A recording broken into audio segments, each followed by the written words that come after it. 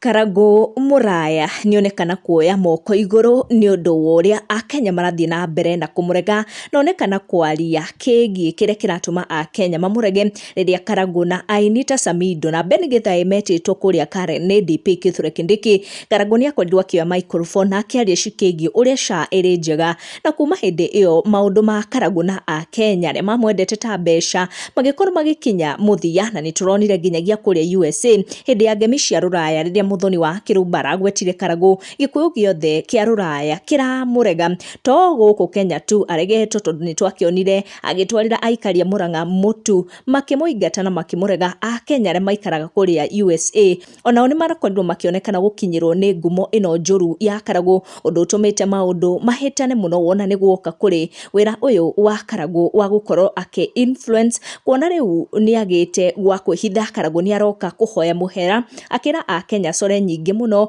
nĩ ũndũ wa kuga SHA nĩraruta wĩra, akauga gũtirĩ mũndũ wamũrĩhĩte nĩguo agathĩrĩrie SHA, no nĩ ũrĩa akĩrĩ mũkenu after kuona SHA nĩarũgamĩrĩire mbeca cia thibitarĩ cia brother yake, akiuga andũ no maramũruma thĩinĩ wa inbox nĩ ũndũ wa mĩario ĩyo yake, na rĩu arenda mamuohere nĩguo nginyagia brother yake akorwo akĩhona, tondũ ndakĩrĩ ahona. Akorwo akĩrekereria ndũmĩrĩri ĩno akiuga, I want to apologize to you all my followers. Sometimes back I mentioned about SHA just because it had paid some money for my brother who had a huge bill after having a road accident. I have been receiving hundreds of insults in my inbox just because of my sentiments. What I would like to let you know is that I was not paid to say so. I was just giving a true testimony out of excitement. But if the sentiments offended you, please find a place in your heart to forgive me. Your forgiveness will make my brother, who have been bedridden from Feb, to recover. Please forgive us and help me pray for him.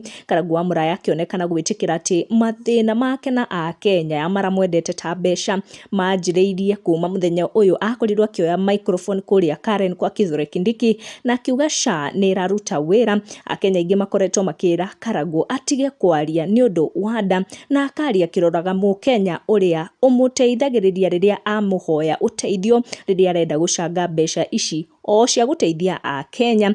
Nĩ marĩa Karangũ atũrokeria kĩroko kĩa ũmũthĩ. Make sure nĩ ũra turn on your notification, ũga subscribe nĩguo hingo ciothe ũgakorwo ũrĩ wa mbere gũkinyĩrwo.